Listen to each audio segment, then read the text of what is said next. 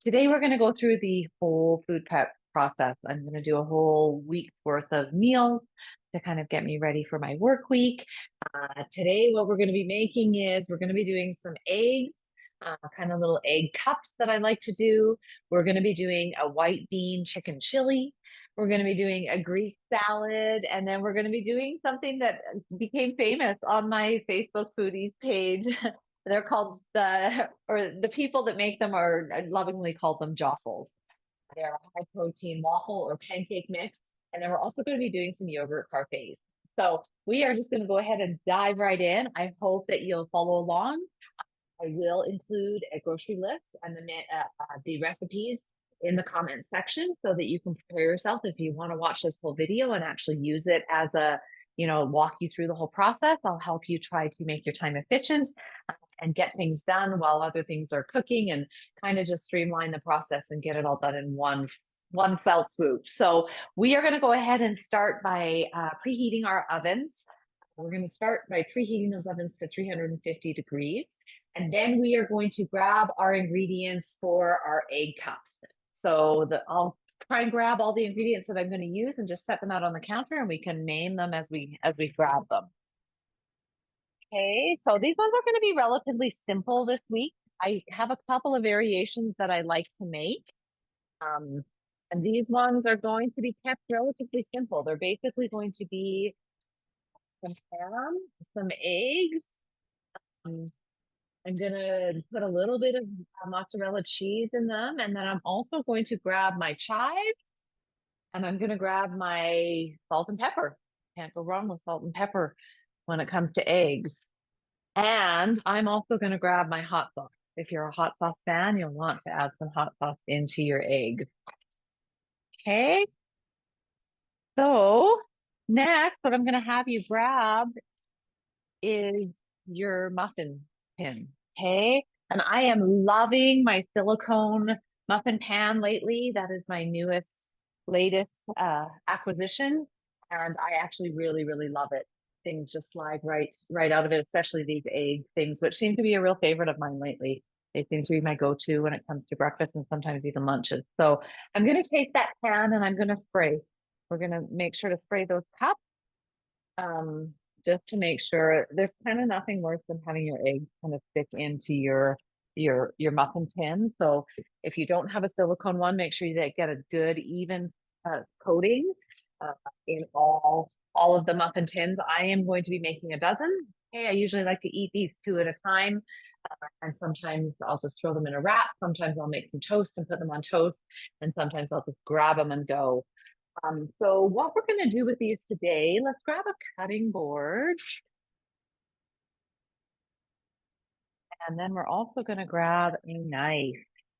Okay, so one of the little secrets that I share, and I will share it again, if you have a slick surface like a quartz or granite and your cutting board kind of wants to slide all over the place, take a napkin and just wet it and put that underneath your cutting board, and then things will stay nice and still. So I'm also going to grab a nice big knife to cut some things up. So what I'm going to do with each of these muffin tins is I'm actually going to try and line them a little bit with the ham. Okay, this is just some sandwich meat ham.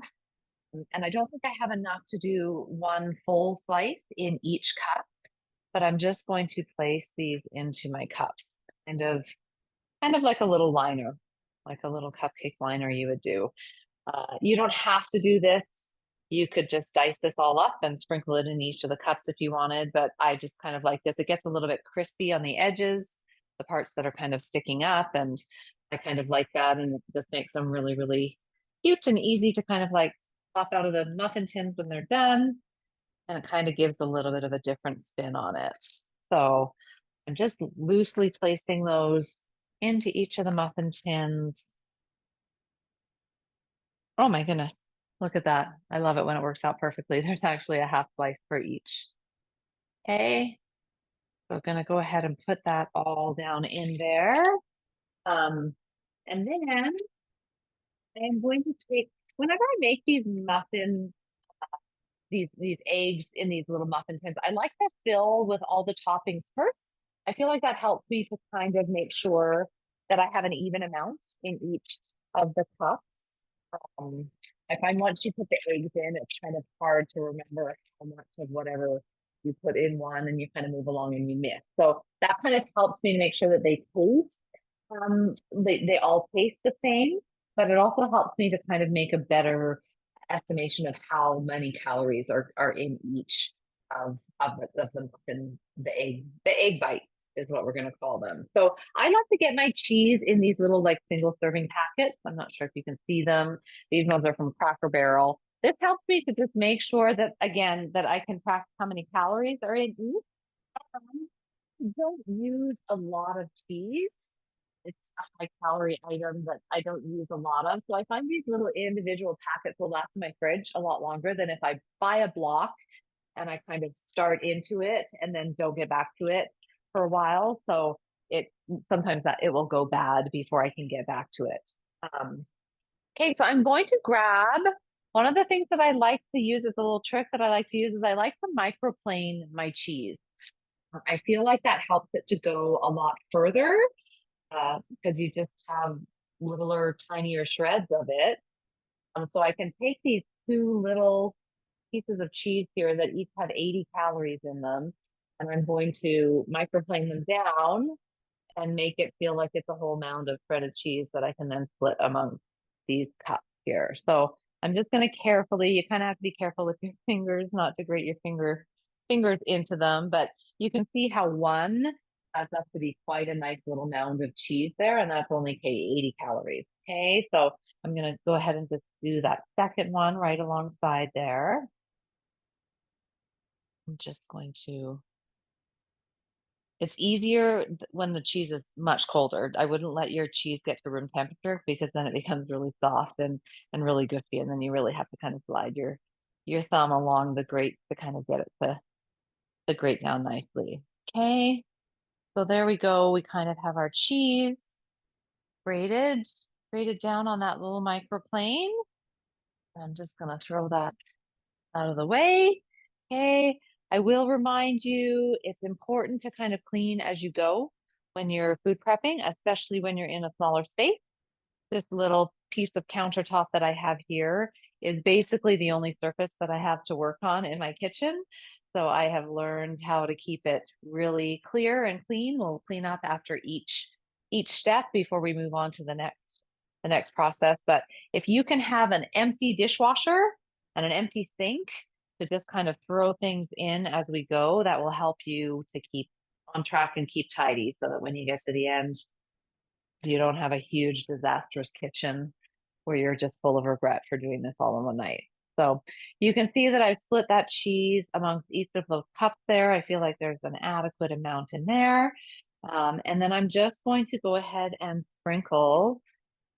I love to work with um, these freeze-dried chives. I just keep them on my spice rack. They're just like super easy to kind of add some color. I'm not sure how much flavor they actually add, but they kind of add a nice little bit of color um, so that things look like they're really appetizing as well. Okay, I'm going to shake up my hot sauce and put a little dabble of that down in each one as well. We could have the argument and go back and forth about what is the favorite? What's the favorite kind of hot sauce? I am a fan of Valentina's. I'm also a huge fan of Cholula. I think those two are the front runners for me. But you're welcome to disagree with me in the comments if you'd like. Okay, so just gonna put those chives back. And then from here, what I'm gonna do is I'm gonna grab a bowl. And I think I just really want to use half an egg in each of my cups. Okay, so I have 12 cups. I'm going to use half an egg in each. And then I'm going to top up the rest with some egg whites. I purchased just a carton of egg whites um, that I will pour in on top of that. So I have 4 in there right now. I'm going to add a couple more. I have some extra ham on my counter here that because I wasn't sure I was going to have enough. of the sandwich meat, but it looks like I'm going to have enough. So I won't think I'll need to cut into that quite yet. Okay, so I have my 6 eggs there. Again, it's good to start with an empty garbage can so that you can make sure that you have space to kind of throw things all away as you go. So I'm going to go ahead and beat those, get them all nice and mixed. And then I'm going to use a scoop to again kind of evenly. Oh, I missed some hot sauce in that 1 egg cup. How did that happen? There we go. That's exactly why that's exactly why I don't fill them with eggs um, before adding the toppings, because I never would have caught that. Okay, so I'm just going to use a little scoop to just eyeball this. Okay, we're just looking to kind of approximate. Like I said, we're going to top this off with our egg whites when we get there. But I'm just going to start. I'm just going to start here with these.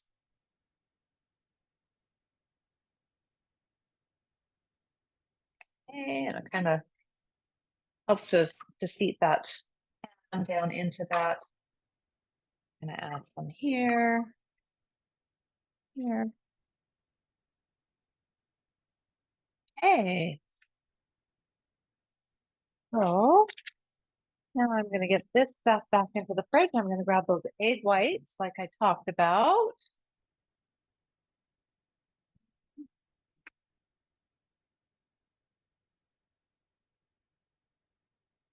Okay, so here are my egg whites.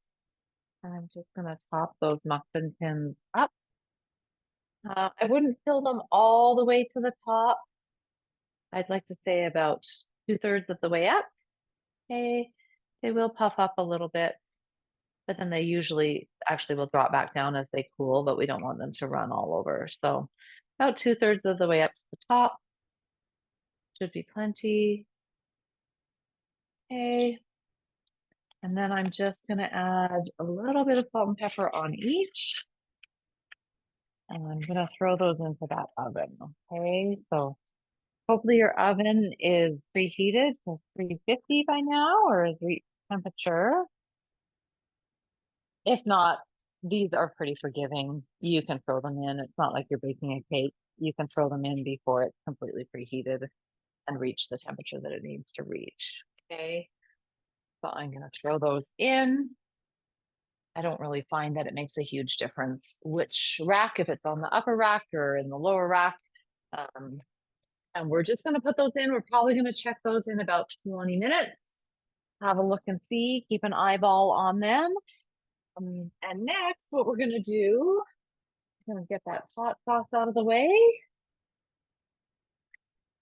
And I'm going to grab, we are going to do chicken, and we're going to do chicken a couple of ways tonight. I'm going to show you how I do a couple of different flavors of chicken all at the same time. Okay, so I have this pre-bought marinade. It's a souvlaki marinade that I just bought off the shelf at the store. You are welcome to just season with salt and pepper, or do some, sometimes I like to do just some dried rosemary and thyme. Um, just whatever is going to season your chicken the way that you like it. Sometimes I have a buttered chicken, a powdered buttered chicken marinade that I will kind of dab some of my chicken in. Sometimes I like to do it in other pre-purchased marinades that I will buy, but I'm just going to go ahead and take one pan and I'm going to divide it into two sections, okay? Because half of this chicken that I'm going to use tonight, I want to use for my white bean chicken chili. And then half of it I want to use for those Greek salads that I'm going to be making, okay? So we're going to divide this up just a little bit differently so that we can cook both of those at the same time, but the flavors will stay separate, okay? So I'm going to take some aluminum foil. And I'm going to be generous in the size that I have because I'm going to create a little division in the middle of my plate. Okay, so we're just going to crudely pull up a little division right in the middle so that you can see that I'm going to have two sides of the pan to work with. Okay, and they can cook at the same time. They can cook at the same temperature, all of those wonderful things, but we're going to have two different flavors to work with. So that's my little trick for doing two kinds of chicken at the same time. Okay, so we're going to use this cutting board because we just had cheese on it before. We're going to go ahead and use it for our chicken, but then we're going to need to switch out our cutting board because we don't want to use the same cutting board for raw meats and then move forward with anything else that we're cutting on there, especially as we prepare salads and stuff like that. So um, I'm going to take half of these approximately. Um, and I'm just going to slice them down a little bit. Okay, so that they're a little bit more even in thickness so that they will cook approximately at the same time. Don't want to overcook some parts of it and undercook other parts of it when there's kind of different thicknesses. And these are actually quite large pieces of chicken. Okay, so this half I'm going to do is going to be for the white bean chicken chili. So I'm actually not really going to, I'm probably just going to put a little bit of salt and pepper on these and basically just cook them as is. Be a good that. Okay, so we're just going to throw that in. You know what? I am realizing I didn't spray my pan, so I am going to spray this side, transfer these over. I don't like touching raw chicken with my hands. I have a thing. I don't know why. I prefer to use a fork. I'm gonna have to touch them here because I think I'm gonna make skewers for the souvlaki kind. So I'm gonna have to touch them because I'm gonna cube all this chicken up, but it's not my preference to touch raw chicken with my hands for some reason. Um, okay, so like I said, I'm just gonna put a little bit of salt and pepper on that side.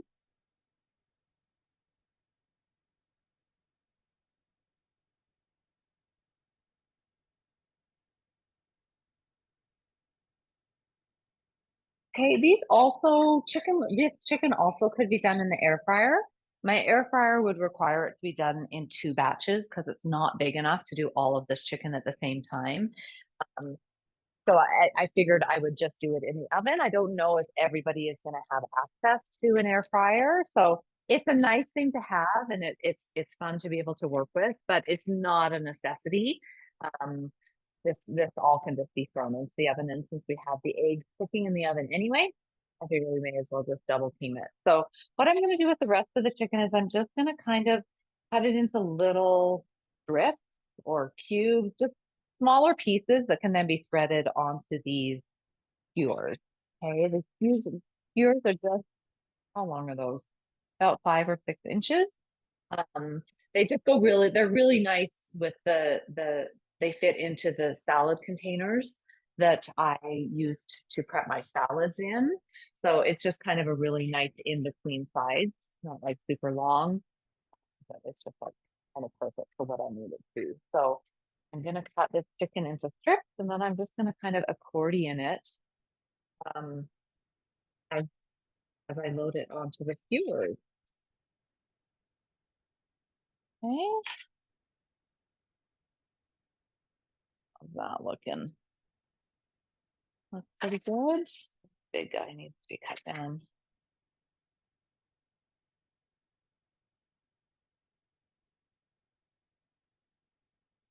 So I'm just going to keep going here with this.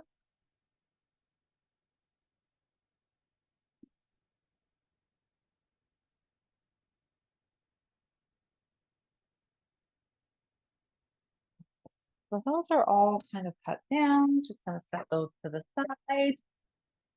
Like I said, I'm just going to take these skewers and kind of just like accordion that chicken back and forth on the skewers.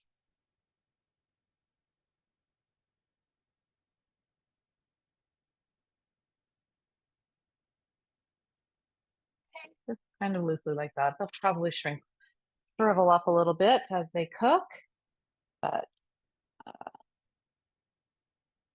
that makes them kind of easy to kind of load in and portion off with the salad that I'm going to do. And the souvlaki marinade goes really nice with the Greek salad and the dressing that I have chosen for that, which that salad will have some olives and some feta cheese and all of those yummy things in it.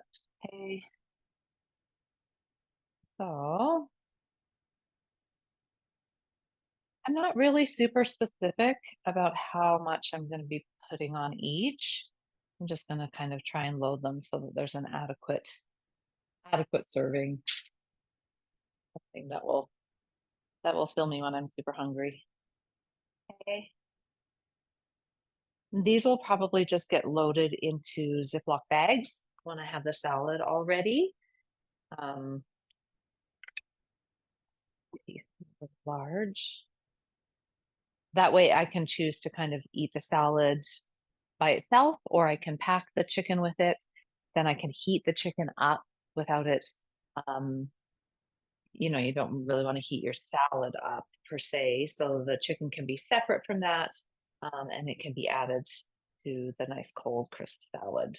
So probably not usually a great idea to store your meat on your salad if you want everything to kind of stay nice and fresh and crisp.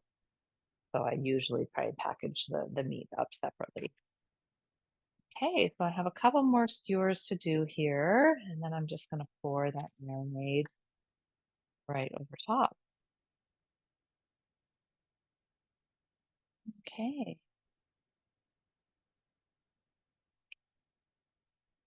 Do two more.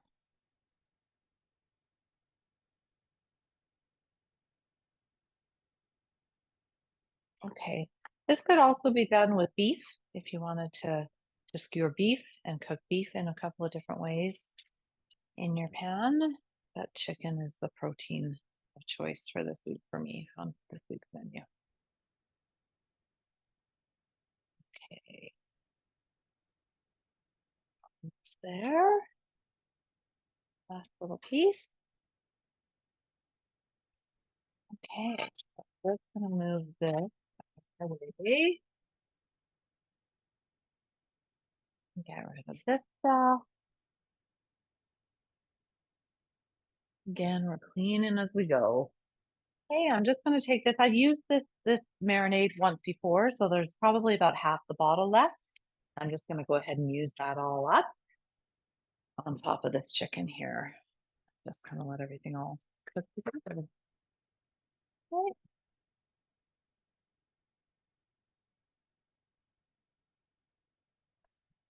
It has lots of like garlic in it and a bunch of herbs for everyone.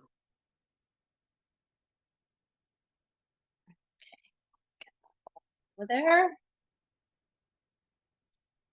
Go. Throw that out. Okay, I'm just going to take a spoon and kind of smear that around a little bit. We'll probably toss these, rotate these around in the as they cook. But okay, so that should be prepped. As you can see, there's chicken a couple of ways in one pan. And we're just going to throw that in the oven and let that get going. And we're going to clean up our surface. Okay. Put everything away. I'm going to wash my hands. I'm going to give a quick wipe down.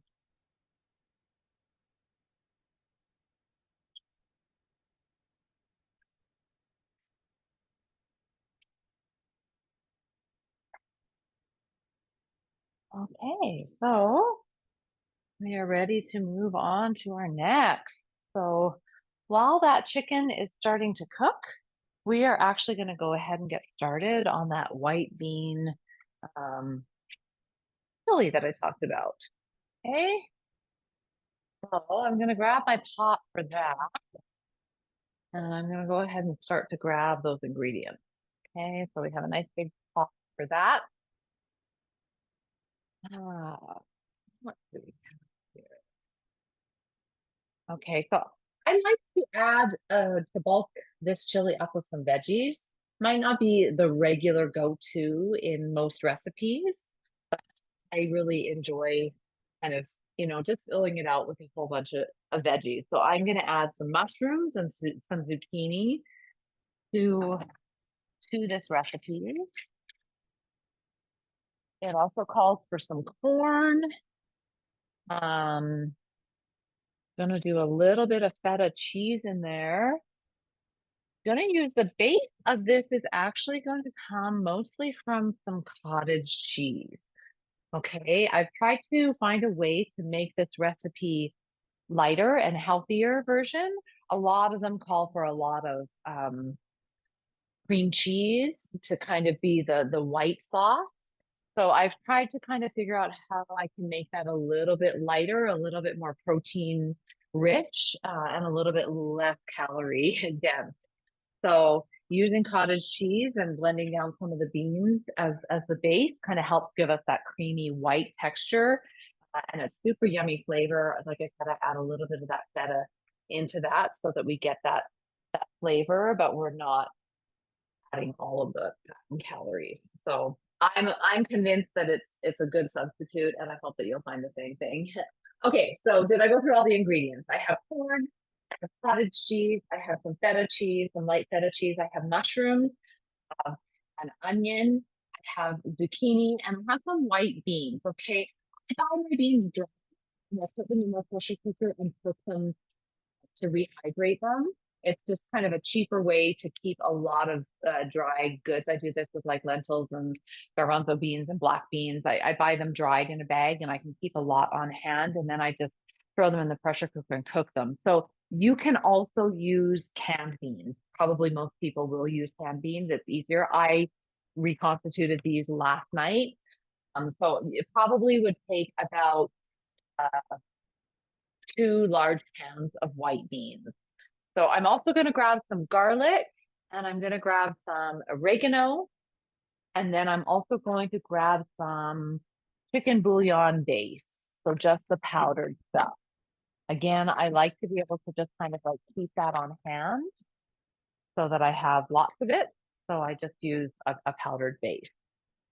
So what I'm going to start with here is I'm going to start by dicing up this onion.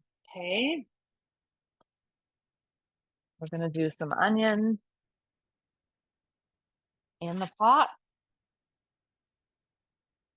We're going to kind of saute that down with a bunch of the mushrooms and the zucchini. We're just going to try and peel the outer skin off of that onion. And most of the recipes that I ever will do, everything can be done to taste. So if you want to put a full onion in here, you can do a full onion. If you don't like mushrooms, you don't like zucchini, you can omit those. You can add lots if you are a real fan of them. So I'm just going to really coarsely chop. This doesn't need to be a crazy fine dice. We're just going to mix this all up. It's a real home style dish. Okay, so there's the onion. I'm going to spray this pot with a little bit of ham again. I probably should just leave that out. We seem to be using quite a bit of it. Okay, so I'm just going to go ahead and throw that onion into my pot. And I'm going to put that on the stove on medium and just let that get started while I start dicing the other vegetables to throw in there. Okay, so we're going to put that on the stove and get that one started. So we're going to grab a bunch of mushrooms here, give them a little wipe down.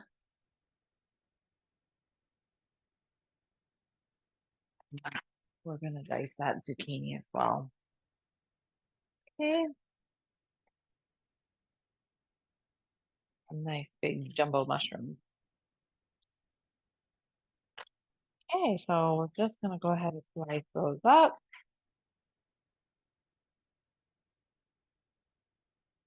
Again, we're looking for just a real coarse chop. Okay. Up that down. Everything kind of blends up nicely and cooks down nicely in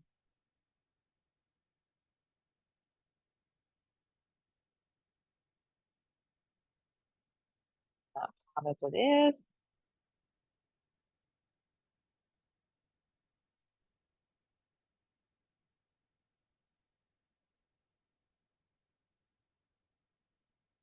Okay.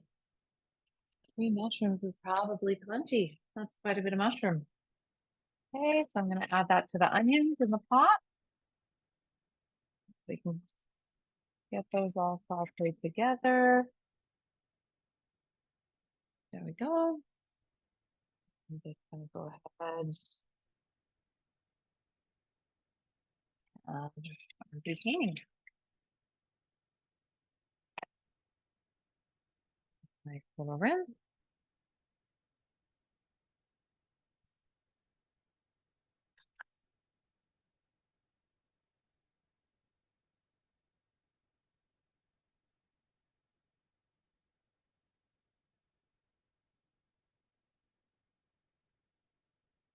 This is not my finest shopping skills, but like I said, it's just a coarse cut. Okay.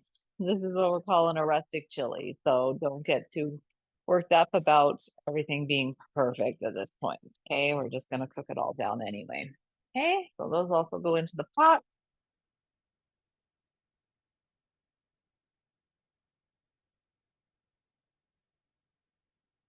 Okay. So I'm going to try to wipe up and keep my space a little bit clean as we go. Um, as a side note, the corn, you can use canned corn if you want. Again, I just have frozen corn on hand, so that just makes it super easy for me to kind of work with what I have. I'm going to use that microplane again because I'm going to add some garlic to this recipe. Okay, I like to microplane mine. I find it is much easier than trying to chop it really, or dice it really finely. So this will kind of evenly microplane it down. So just going to use a couple of cloves of garlic. And I'm just going to go ahead and microplane that right over top of my pot. I need to figure out, I'm never quite sure where the best viewing position is as far as when I'm working at the stove for you to really see what I'm doing, but hopefully you can get a glimpse. Maybe I'll get a better setup one day. Okay, so I'm just going to microplane that all down and then just tap it in. I find it's just super easy to have microplane for a lot of these things in the kitchen. Okay, so there's that. And then let's grab a wooden spoon and give everything a stir.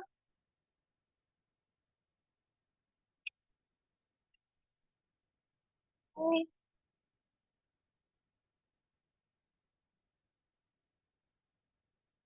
okay, so let's go ahead. I'm going to sprinkle a little bit. Probably going to start with just like a couple teaspoons of that chicken bouillon powder. It can be added later on as well, and we probably will have to taste things, but I'm just going to go ahead and get started with that.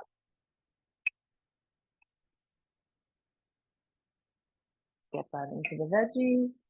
And I'm also going to put a couple of teaspoons of oregano in there as well.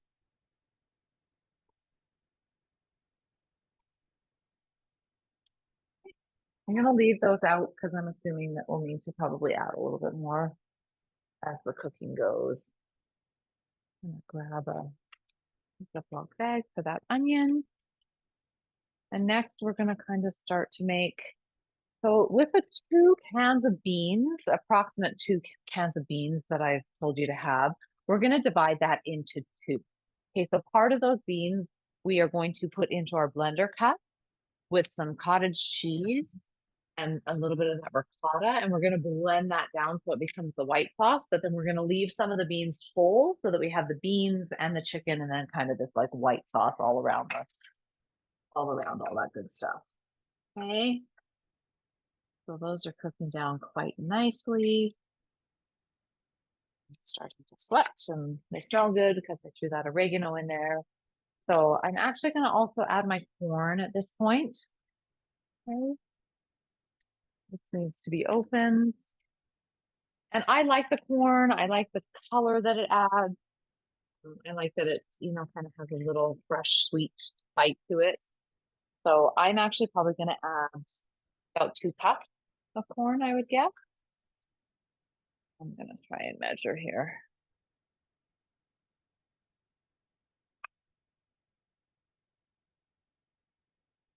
Yeah, that seems about right. I'm gonna throw that back in the freezer. Okay, so again, we're just gonna give that a stir.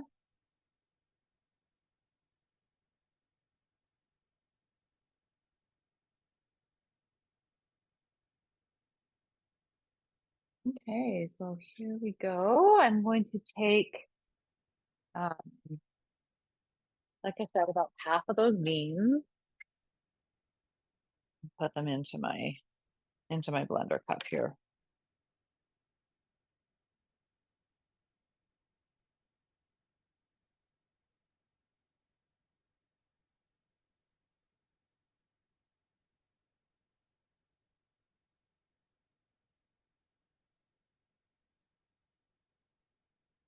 And I'm gonna throw the rest into the pot. Like all of the recipes that I do, this is a super forgiving recipe. It's not about exact timing and exact proportions. It's about kind of making it your own as you go along and working with what you have. So gonna give those a stir.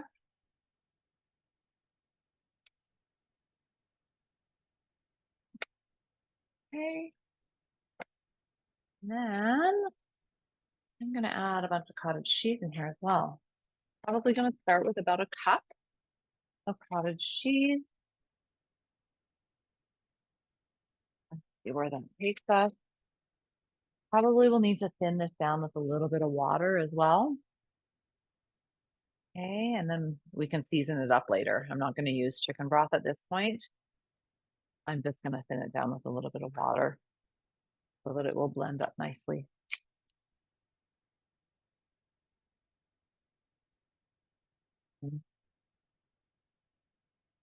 Okay, what am I looking for here? I need to add a little bit of water.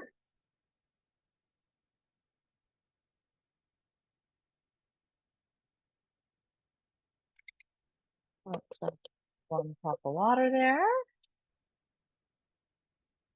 And then I'm going to open up that cottage cheese or the feta cheese and add a little bit of feta in there. Okay, I'm going to drain this off. We're also going to use some of that feta later on for our Greek salad.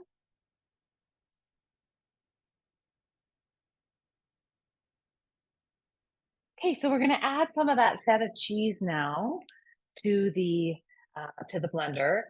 I'm thinking we're probably adding about a half a cup here. Um, I like using the feta because it's strong flavor without having to add a whole bunch of it. Kind of that briny, cheesy flavor that we're looking for without having to add a ton. So I'm going to go ahead and run that blender. So hopefully that's not too loud for you guys. I'll try to keep it quick. Let me find my lid.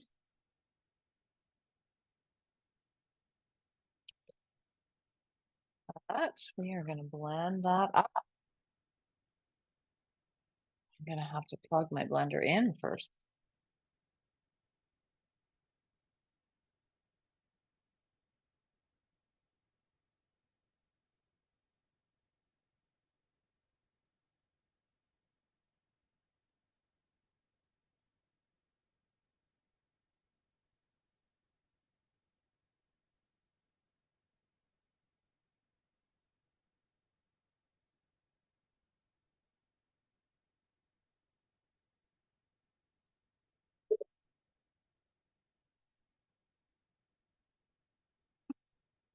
Oh, super quick and easy.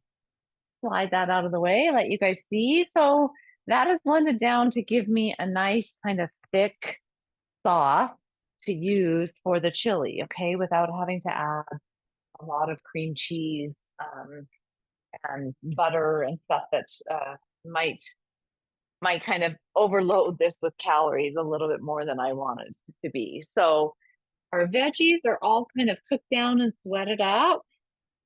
So I'm going to go ahead and pour that sauce over top and just turn this down. Okay, we're going to have to wait until that chicken is all cooked for us to be able to shred it and add it to this pot. But we can add everything else up to this point. Okay, so I'm gonna go ahead and pour that in. Right, those sides down. Gonna stir this all together, and then I'm actually gonna go ahead and taste and season it at this point. I think this is a good opportunity for us to kind of see where we're at with the taste flavor, the flavor profile. Okay, I'm gonna set that there. Give that a little bit of a stir.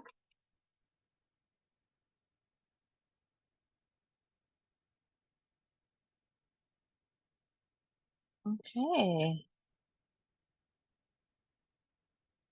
Looking good. Gonna turn that down a little bit. And I'm gonna take this opportunity to kind of do a little bit of cleanup as well. We're gonna throw some things into the dishwasher, kind of get them out of our way. We're gonna clear off some of our counter space. Okay, just so that we can keep things nice and tidy. Because I'm gonna run out of space if I don't do this. Okay, so I'm gonna throw that right into the dishwasher and just get things moving and out of the way.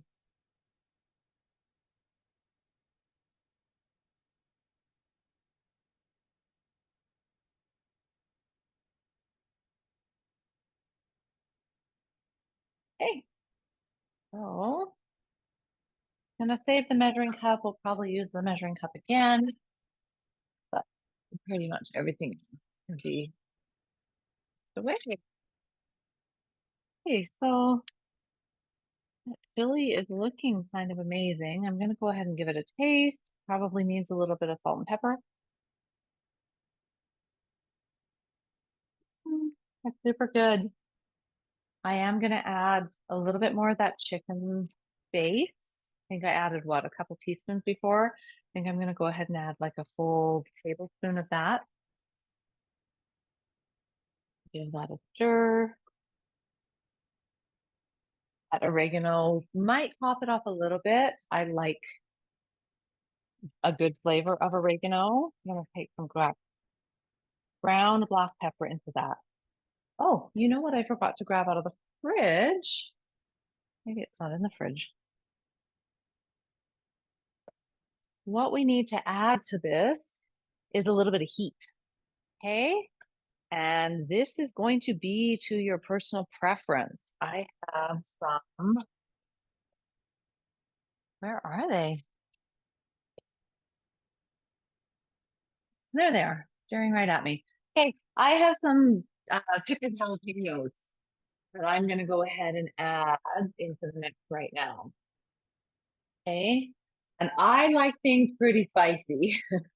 So I'm going to go ahead and add quite a few of these into the mix. Okay, so I'm probably going to take like half of the jar. And I'm just going to roughly dice them. That's what I'm going to do.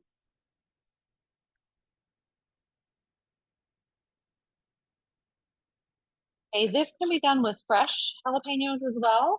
I actually got fresh jalapeno, but I'm actually going to use that as my uh, as my garnish. I'm going to use fresh cilantro and fresh jalapeno to add on top of this dish when it's all done. So I'm going to use some of this jarred jalapeno to go down on in there. Okay, I'm just gonna scrape that all off the dish, cutting board, and give it a stir. And see how that's doing.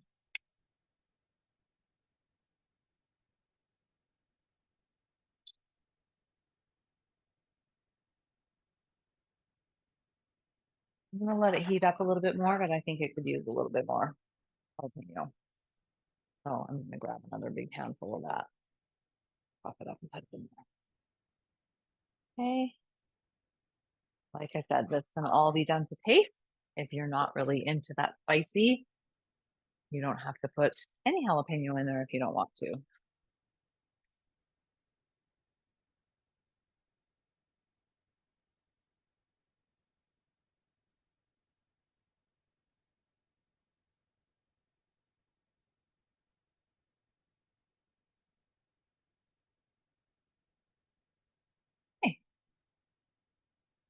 Drop that in. Like I said, I turned that down a little bit for us.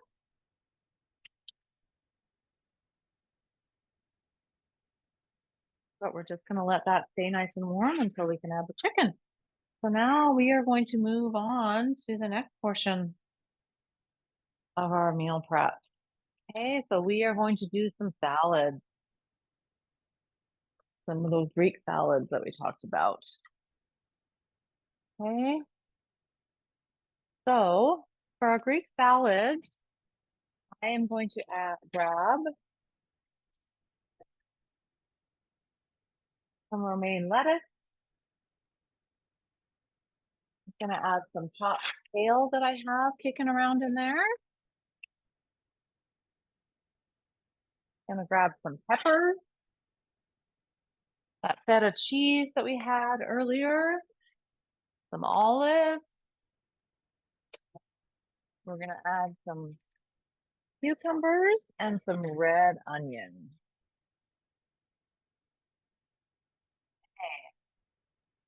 So I'm also gonna go ahead and grab out my fruit salad dishes. I think I'm probably gonna make 4 big Greek salads. Okay, so these are the salad dishes that I have. I've talked about these before, why I like them so much. Okay, they come with a domed lid, so I can fill the container really full with all of the fixings that I want in my big salad. That I love to make a big hearty salad. And then when I get time to eat them, I can pour the dressing over top of them, and the dome allows that room to still shake everything, so it mixes all together really nicely. And the little dishes that come to hold the salad dressing actually snap neatly right into the top of this salad container. So that is why I like those ones as much as I do. So at this point, I am going to check on those eggs and the chicken that we have in the oven. So you might want to do the same. And I am guessing that those eggs are nice and done. Okay, they're firm. The chicken smells really good and looks like it's doing really good, but I'm going to let that continue to cook while we do our salad here. So I've talked a little bit about some lettuce is a little bit more ideal for food prepping than others. I find kale and arugula to be quite robust, and it will kind of like last throughout your week. Things like spinach and that red leaf or that red lettuce that comes in the mixed bags. That one goes bad really, really, really quick. So if you're going to buy bagged salads, make sure that you aren't getting that spring mix that has that like red. I think it's actually a cabbage, a red cabbage or a red leaf. It seems to go really wilty and mushy and kind of just like runny really, really, really easily. It doesn't really seem to last long. So my recommendation is to go with kale, to go with arugula, or even to go with, I like a romaine lettuce. Kind of romaine lasts a little bit longer even than maybe an iceberg, but an iceberg is still pretty robust. So I have quite a bit of kale in those um, in that package left over. So I have quite a bit going on in there. But I am going to go ahead and add a little bit of this romaine to it. This romaine looks like it needs to get used up. It's looking a little tired. So I'm gonna give that a little bit of a wash. I'm gonna dry.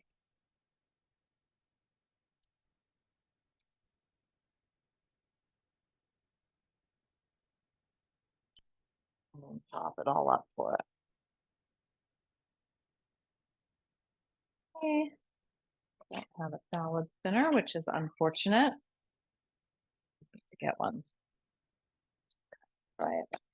All right. Okay.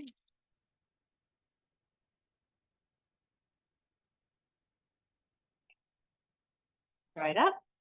And then I'm just gonna go ahead and chop this. Okay. And chop off those ugly chops.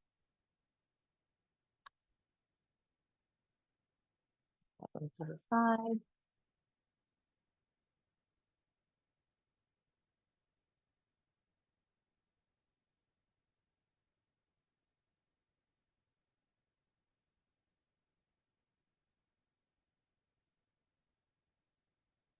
There we go.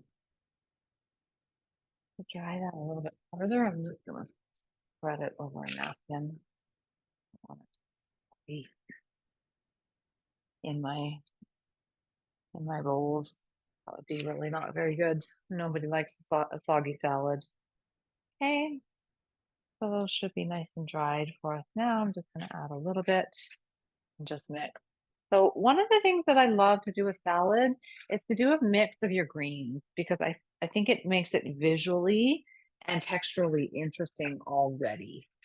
When you have, iceberg mixed with kale, or you have arugula mixed with some romaine, or it looks really nice and it just kind of tastes nice to kind of have those different flavors and those different textures instantly in your salad.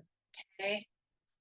So on top of that, I'm going to start to add all of these ingredients. So I'm going to take some of these black olives, which I absolutely love. I'm just going to put little groupings. I like to kind of group my toppings of my salad just in little clumps so that I kind of know everything that's in there, and it kind of keeps things tidy looking and keeps them appealing on everything that we're eating to look really good when we open it 3 days from now and we're taking it to work. We want to still be inspired to go ahead and eat that. So make sure that it looks nice. Do not underestimate the benefits of actually wanting to eat the meals that we prep for ourselves when we comes time to eat them. Okay, so I'm gonna add some cucumber. I'm probably just gonna do a cucumber in each. I like these mini cucumbers because they don't go soggy once you start, or you can use them up before they go soggy once you've started cutting them. I find if I buy a large cucumber, it doesn't always last. Once I slice into it, it starts to go mushy by the time I get back to enjoying it later. Okay, so again, I'm just gonna roughly dice these.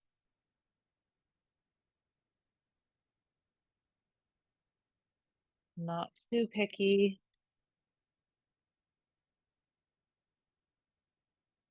And then I'm just gonna start to group those. Okay, put those right beside the olives.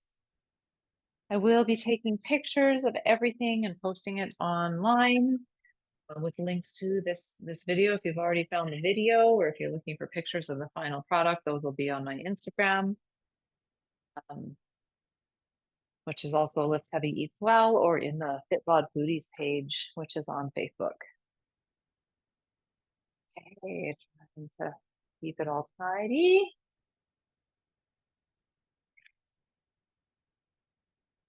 I'll try to get into these here. Gonna give this a quick wash.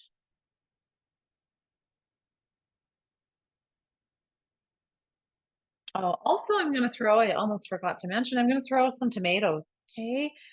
Whenever I am putting, let me take a drink. Whenever I am putting tomatoes into a salad like this, I like to use these little mini or grape tomatoes because again, they just won't go soggy. If you cut a tomato and try and get that to last a full week in a container, it probably will make the rest of your lettuce and everything else that it's touching go soggy because there's so much moisture in and around those seeds. So this is a way to kind of enjoy some tomatoes in our salad without having everything go mushy by the time we get to it. Okay, so I just chose an orange pepper. I like the taste of the orange peppers. And again, I'm just going to dice that up and add that in little clumps.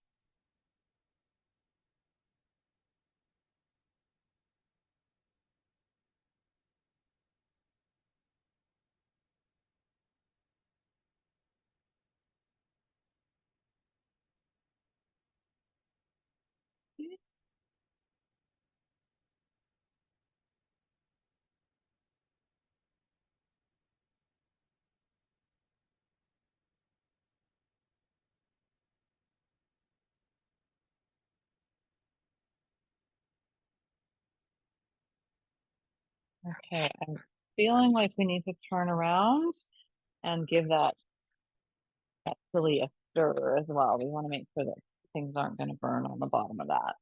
So do that. Looking good there. Okay, so here goes my peppers.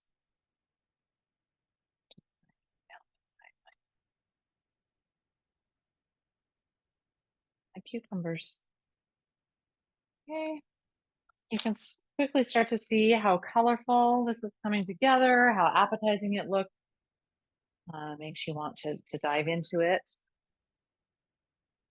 Okay, so I have a little bit of onion because I eat these often at work. Um, I like the taste of the onion, but I think you probably want to go a little bit easy on the onion so that you're not offending your coworkers when you get to the office. But you want to make sure that you're keeping this um, appropriate for whatever setting you're going to be eating it in. So you might want to take it a little easy on the onion. I'm going to give that a pretty fine chop just so that it can really kind of sprinkle that flavor in and around without having to do a whole big chunks of it.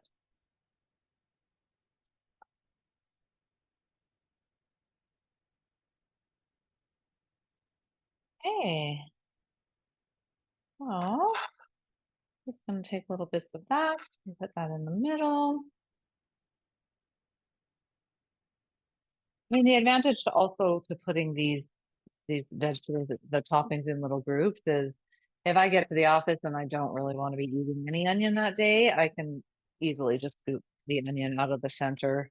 But if I'm eating this salad at home on a different day, I can enjoy it with as much onion as I wanted to put in there in the first place. Okay. So from here, I'm just going to add a little crumble of cheese. Um, And again, for me, I'm trying to keep this relatively healthy, so I don't want to overload a ton of cheese into this, but you can do to your preference, okay? Depending on your calorie needs and what it is that you like. I'm gonna try to be pretty sparing with my cheese at this point. Okay, just gonna go ahead and crumble that. And I am going to give you a little secret with the feta cheese. Okay. I love to buy feta cheese. And again, I like to have it on hand when I want to work with it. But often, once we start, when we open that feta cheese and we touch it and handle it, it kind of starts to go bad really quickly. And since I don't really want to be rushed to eat through a whole container of feta cheese, um, I want to let you know that actually feta cheese freezes really well. Okay, so what I would do from this point, and I will do it after I'm done with this recording, is I'm going to take the remainder of this feta cheese. I'm going to crumble it on top of a parchment paper. And then I'm going to put that parchment paper in my freezer and let those individual crumbles freeze. And then I'll actually load them back into that same container and I will store that in my freezer. Okay. And so most weeks when I'm making this this recipe or this salad with any salad with feta cheese, I can just sprinkle those frozen cheese curds into the little spots on the salad, and they will just come to room temperature or come to temperature in the fridge, and they will be delicious. Okay, they'll actually be a little bit creamier than they normally would be. But that's a wonderful way to kind of stretch out your uh, your feta cheese and not feel like you have to go through that whole container in in the week or week and a half that it takes to kind of and it will last. And you can actually buy the larger serving of the feta cheese at the store, and you can freeze it, and it will last. So you're welcome. That is a tip that I've been using for a long time. I've shared with a lot of people, and it changes the game for people. Okay, so I am a fan of not having to make more work for myself than I need to when that comes to salad dressings. I have one salad dressing that I love to make my own recipe. It's a balsamic, but pretty much everything else, I am just happy to go to the store and buy something off the shelf. So I have several different kinds in my fridge that I stock on a regular basis, but this oregano, Greek, and feta one from Kraft. I'm not sponsoring Kraft, or they're not sponsoring me, I should say. But it's a yummy one that'll just go really lovely with this salad. So I'm just going to go ahead and fill my containers.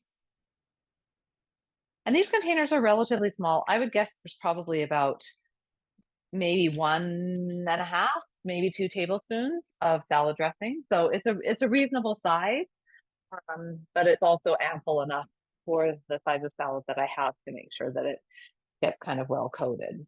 So I'm just gonna snap those lids on top of there and get my salads into the fridge. Okay, those are pretty much ready to go. I'm gonna have a check on that chicken. It should be just about ready.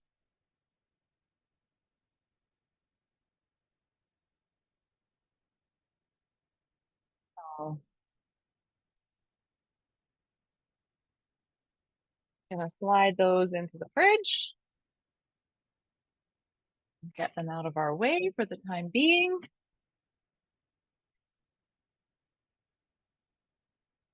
And then we are going to move on. So let's go ahead and give that chicken a check. Have my cloth, clean my area down a little bit. And I'm going to bring those egg bites over for you to have a look at as well. Look delicious. Super yummy. Okay. Oh, I'll let you have a look at those egg bites. They, the, the ham kind of crisps up on the edge, looks super yummy. Probably going to pop those out and put them into a storage container right now. And the chicken is coming along.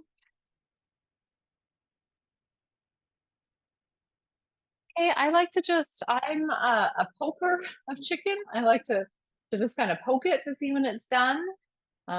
Just don't want it to be too soft and gushy. I hope everyone kind of knows the test. If you want to, um, if you want to use a meat thermometer, you're welcome to use a meat thermometer. But I am just convinced that these are pretty much, I think that is pretty much done. You can always just tear it open and have a little look inside. I am probably going to leave the souvlaki ones a little bit longer. I'd like a little bit more moisture to come out of those, but I am going to take the regular ones out and put them on this cutting board to shred to throw into the chili because they're good and done. They don't need any more. Okay, so I'm just gonna set those there and throw these other ones back into the oven for a little bit. Okay, so I'm gonna set those over to the side for a second to let them cool. Like I said, I'm gonna throw these egg bites into a container to get them out of the way. So they just pop right out. They're perfectly formed and ready to enjoy.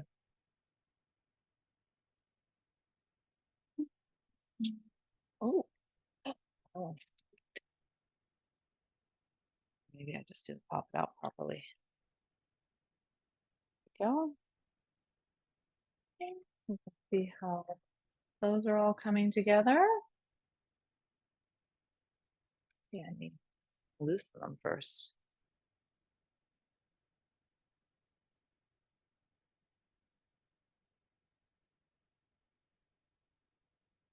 Okay, so like I said, I will put the recipes. I will also try to do approximate calorie count for each of the things that we have prepared here tonight. I'm going to steal a little taste of that just to confirm that what we're making is good stuff. And there you go. As you can see, we have our container full of egg bites. They're still a little bit warm, so I'm going to leave them just over to the side here to go ahead and cool. And then I'm just going to take a couple of forks and start shredding that chicken. Okay. Again, this is our rustic chili. We're just looking to kind of break things up and get things into the pot. So it doesn't need to be super exact.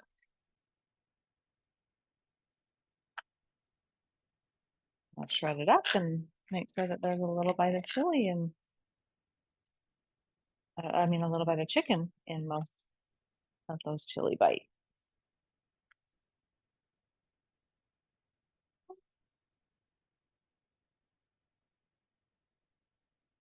But as you can see here, I have basically about four chicken breasts or 3.5 large size chicken breasts that are going to go through that whole pot of chili.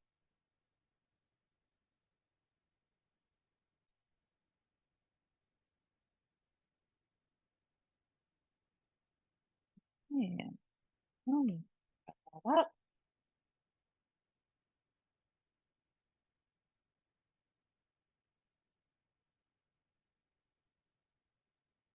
Okay, so there is our shredded chicken. We're going to go ahead and throw that into our pot and give it a good stir. That'll add some nice flavor with the salt and pepper that we have in there.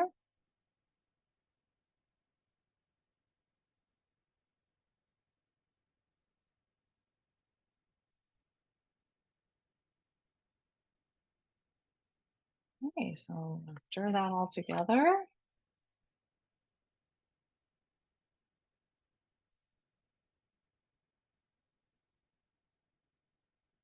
I'm going to turn that right down, okay, and just kind of let that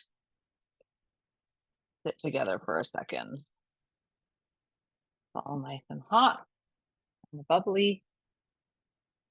Okay, so now I'm going to quickly clear off my work surface so that we can move on to the last little bit. Okay, the next one is a super, super easy recipe to do, but it's a nice go-to. It has a good amount of protein in it. It kind of satisfies a sweet craving when you're craving something sweeter. But it has a good serving of protein and there isn't any added sugar. So I'm just going to make my little Greek yogurt parfaits. And this week I decided to just do them with some raspberries. I love to use frozen fruit for this. Okay, so we're just going to use some frozen raspberries. And then I like plain Greek yogurt. I know a lot of people want a little sweetness to it, so you're welcome to use a vanilla or any flavor that you really want. And I'm just going to go ahead and make 4 jars of that Greek yogurt parfait. So I'll grab my jars and I'll grab my lids.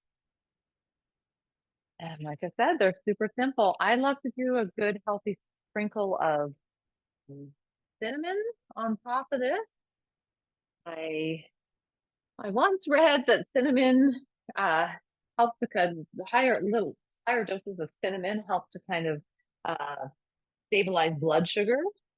I don't know if it's really the truth. I'm not a dietitian, but I do know that I like the taste of it and the flavor of it. So I like to do a nice sprinkle of cinnamon on the top of mine.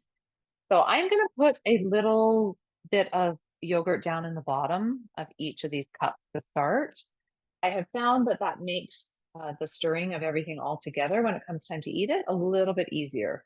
Um, it just kind of stirs together quickly and easily.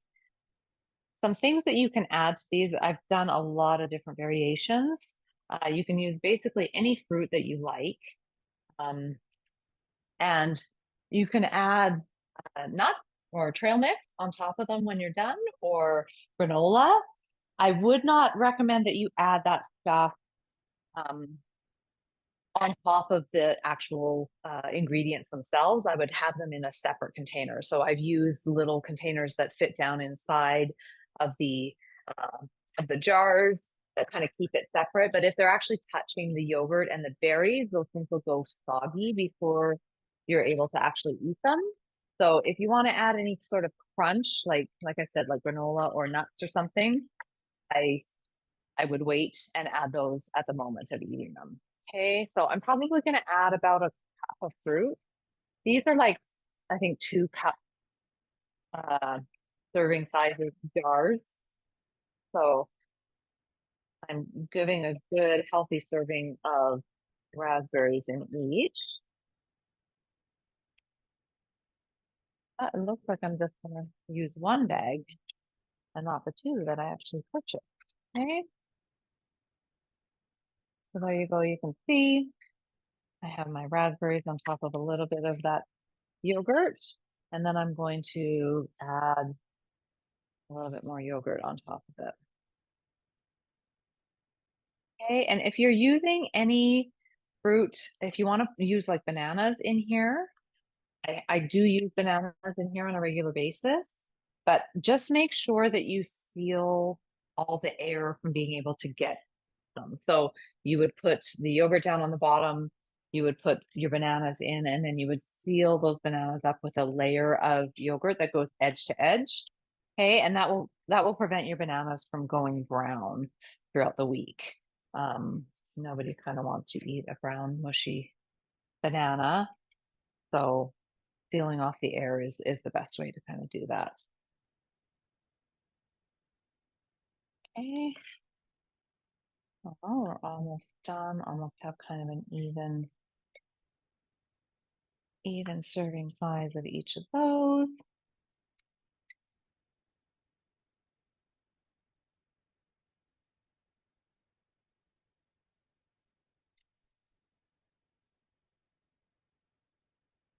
Okay. Oh, not my prettiest work, but gets the job done. Okay. So there is our Greek yogurt parfaits. I'll turn on with that. Give that finger a little lick and a little wipe. Okay. And like I said, I'm going to go ahead and sprinkle a healthy dose of cinnamon on top of there. Okay. The fruit will kind of drop down as it melts. So everything will kind of sink down. It looks pretty full in the jar right now, but it actually will sink as that fruit kind of melts. Okay, so it will kind of drop down and probably fill a smaller portion of our container. And then I'm just going to go ahead and top those up. These are some fun little lids that I found online. They were actually a tip off to me. Um, they're plastic lids. The metal ones that often come with these mason jars, the two-piece ones. I used to use those at first, but they rust really quickly, especially when you put them in the dishwasher. So you'll have rusty rusty lids for your containers very quickly. These ones are plastic, they're one piece. Um, they're a little bit harder to, you have to put them on pretty tight to make sure that they're sealed, especially when you're doing something that's really liquidy. But for something like the yogurt parfaits, it seems to work just fine. Okay, so let's have a look at that chicken.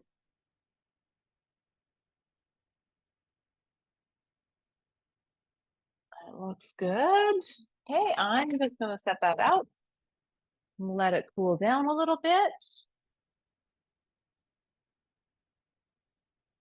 Hey, I feel like we should have a taste of this chili here. I think it's ready to put in containers. Hmm, so good. So good. Okay, so let me show you what we're going to do with that chicken chili. Um, I have some washed cilantro right there. I'm going to grab a new cutting board.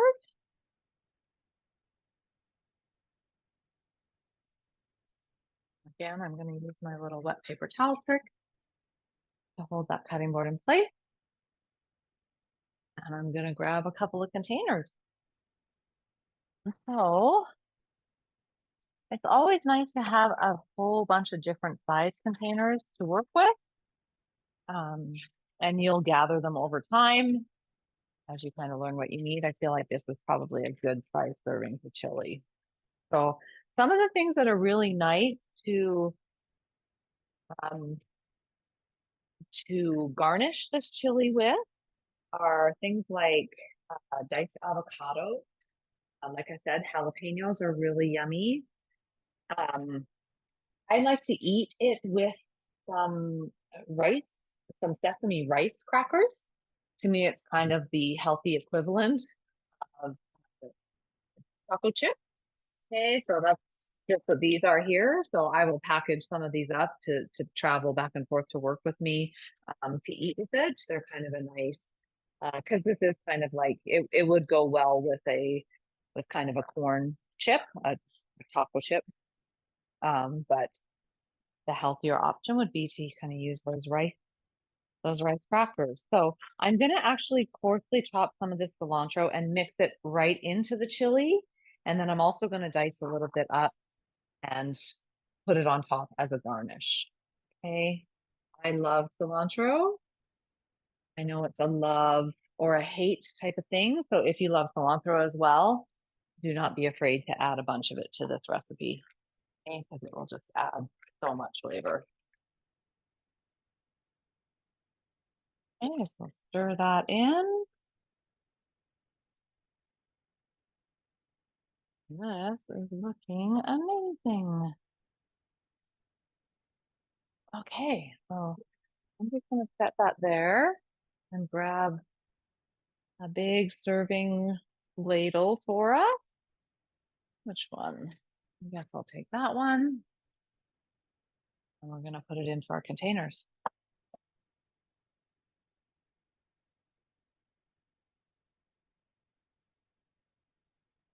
Hopefully you'll be able to see it on camera here. You can see those big chunks of chicken that we shredded up. There's one.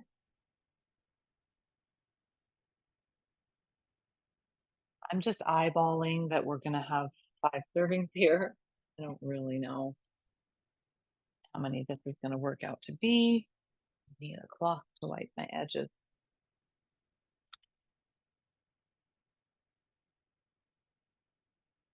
Okay, so you can see those big chunks of zucchini in there. The corn, the mushrooms are a little bit more hidden, but you can see the beans. You can see the sauce made from those beans. Go ahead.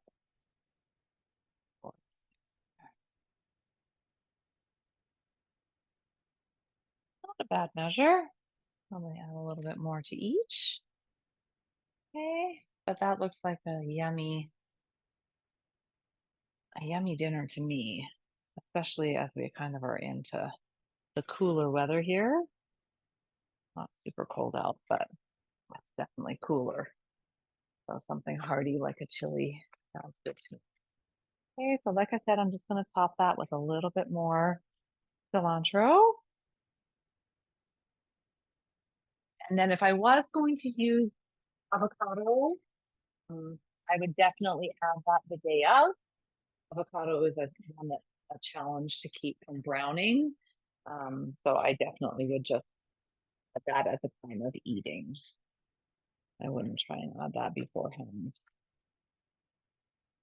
And again, I've seen frozen avocado, but I'm not sure that I've trusted it or tried it yet. I do love a fresh avocado, but if you want to try frozen and let me know how it goes, I don't really know kind of how the texture of that turns out once it kind of comes back to room temperature. So just going to add a little bit more cilantro on top, just for a little pop of color.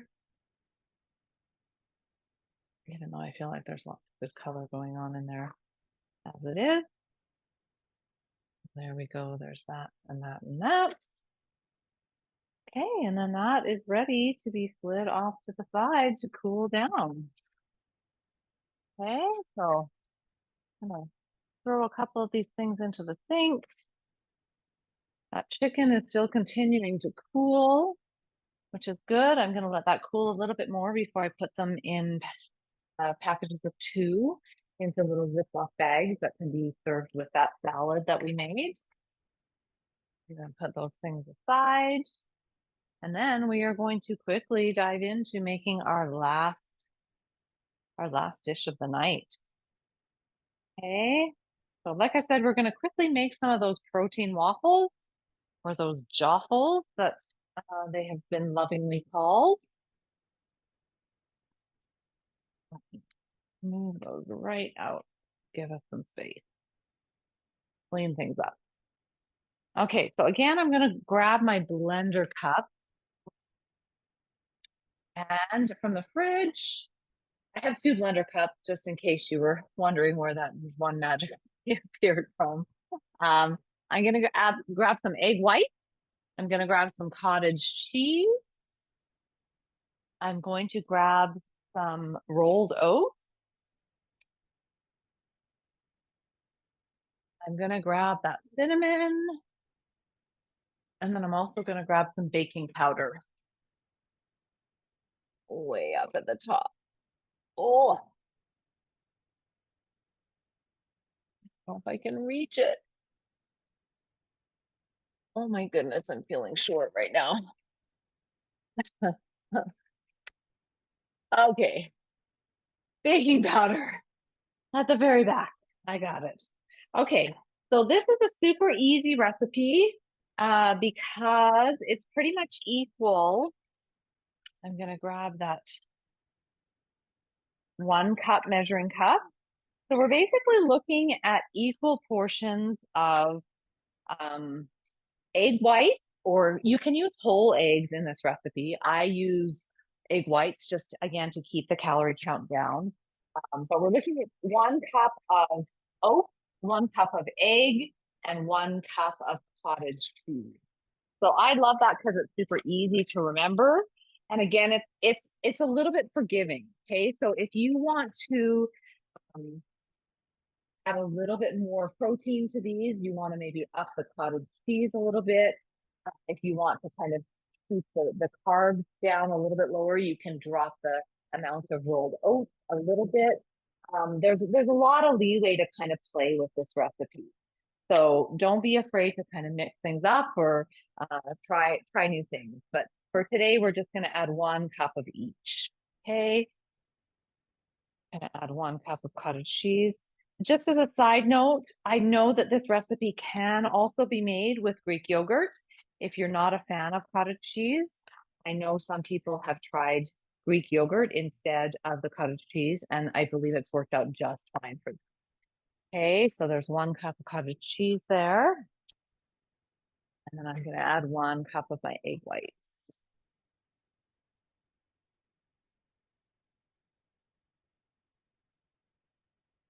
Those that out of the way. And if I were smart, I would be heating up my waffle iron right about now. Okay, so I'm going to go ahead and do that. I'm going to plug that waffle iron in and get it heating up. Okay. So as far as the cinnamon goes, I'm usually about half a teaspoon. But again, it's just to taste. Okay, it just adds a little bit of something to that. I'm gonna go ahead and turn my oven off. And then baking powder, we're gonna add about 3/4 of a teaspoon. Okay. And I'm almost to the end of mine there, so I'm just gonna go ahead and throw that in. Okay. That one is empty. Okay, so now what we're gonna do is we're gonna blend that all up. It should look like a really regular protein, or not protein, a pancake mix by the time you've mixed it all together. Okay, so I'm gonna start that up. Hopefully it's not too noisy. Oh, but I need to plug it in first. Let me do that.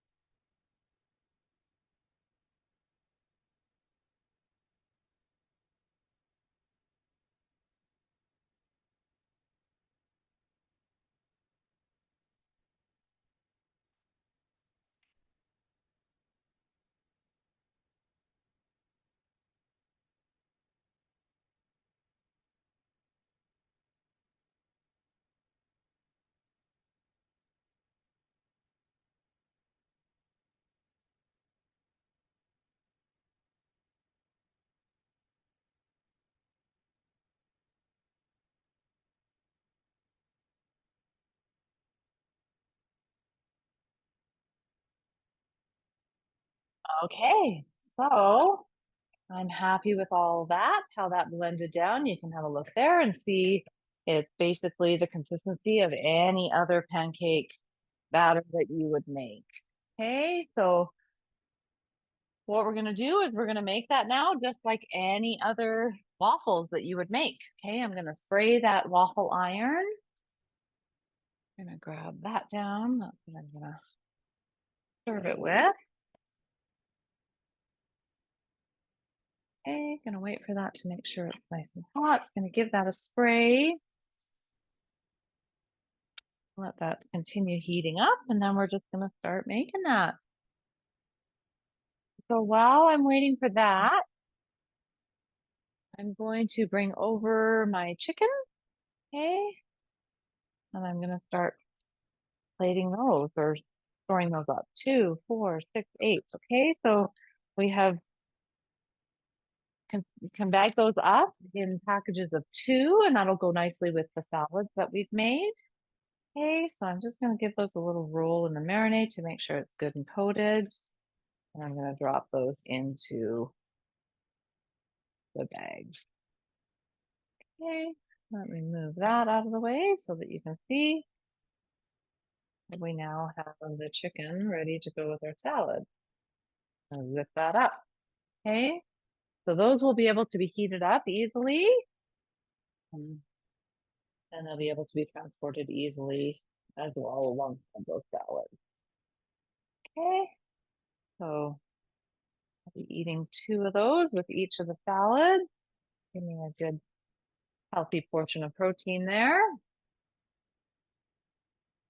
I'm probably going to let these cool a little bit more before I put them in the fridge.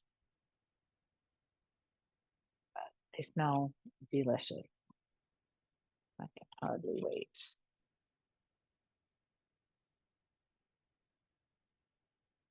And the last 2.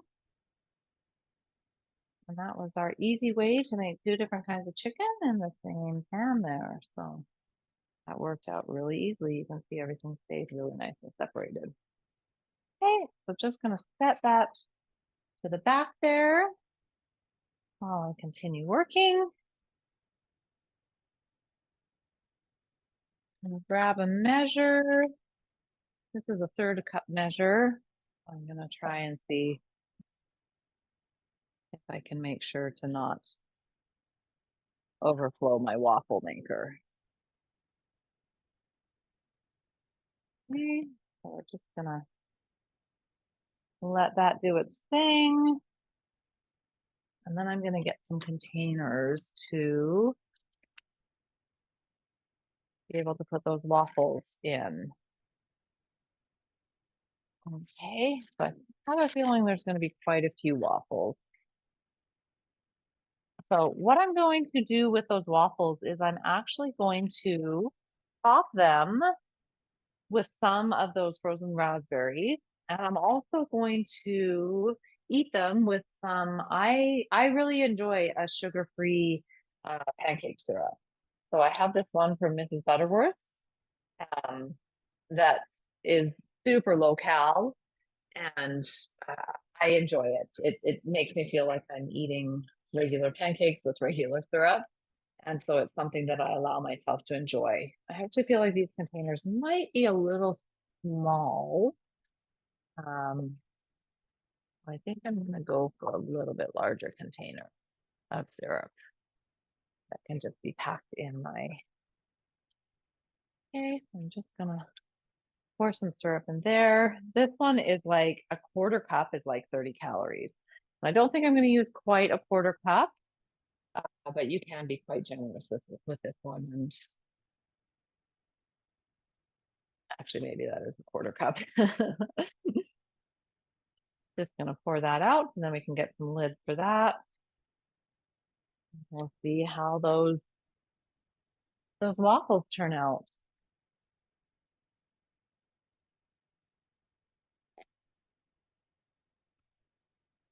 Mhm. So as you can see, getting the proper containers to do all of this in is a huge part of the process. And it's really going to depend on what you enjoy making and what you find yourself making on a regular basis. But there are lots of different containers out there. Some of the things that I would look for and make sure is that the lids stay on really nicely and well. You don't want your lids coming off as you transport, but if you're just eating at home, that's not as much of a concern as if you're packing things back and forth from work. But try to get out there and have a look at what containers are going to work for you, the things that you like to make, the things that you like to eat, and I'm sure you'll be able to find something that's going to work for you. Okay, I'm just going to set those all in the little container to transport them into the fridge, and then those can just be grabbed and added to the salad as as I need them the day of.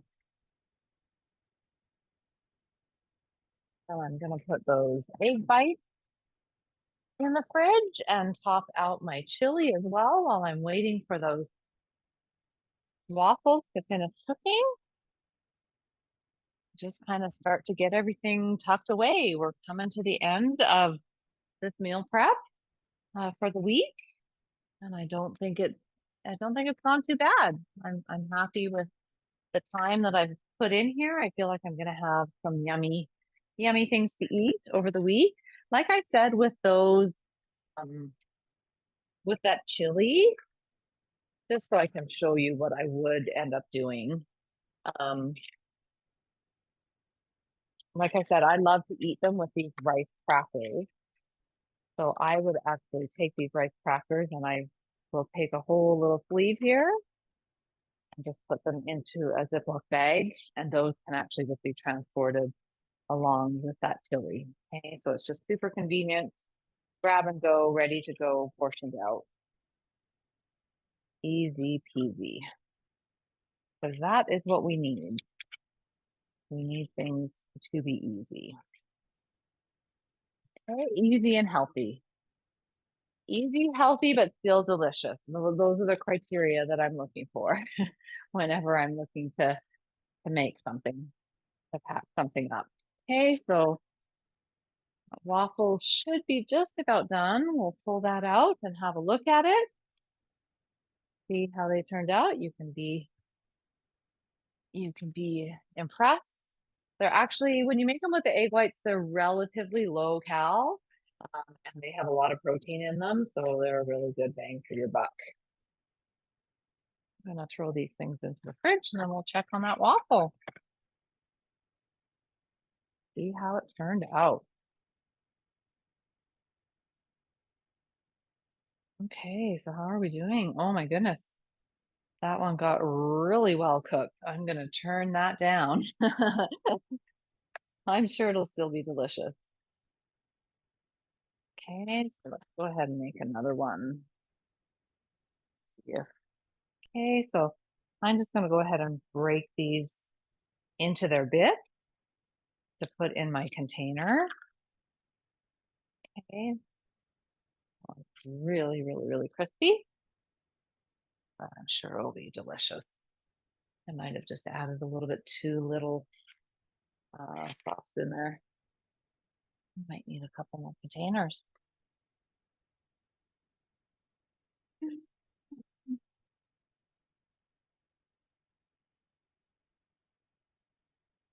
Okay. Hey, so those are going to be super yummy. I'm going to give it a little taste right now while we wait. Actually turned out really kind of crispy. Sometimes if you undercook them, they're a little bit soggy. I haven't had a really crispy one in a long time. I'm usually too anxious and eat them when they're undercooked. So I actually quite like that. It'll be yummy. But I'm going to cook this other one up and I'm going to put it in the container and I'll show you. I'm going to sprinkle it with some raspberries and show you how it's going to be good to go.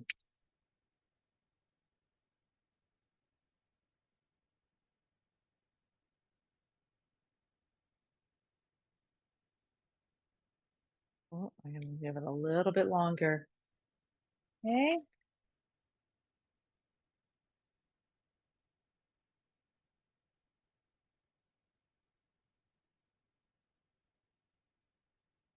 Yeah, so just a couple little raspberries on there. I'll give it a little bit of sweetness as well as the syrup that we're going to add,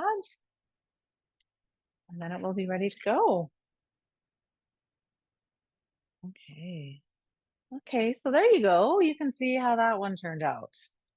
Okay, so these are our joffles.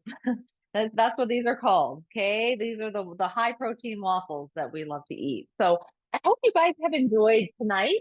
I'm going to go ahead and finish off making the rest of these waffles off camera, uh, and then I'm just going to load all my dishes into the dishwasher here and get tidied up and head off for the night. So I hope that you've enjoyed this week of meal prep and all the yummy things that we've made.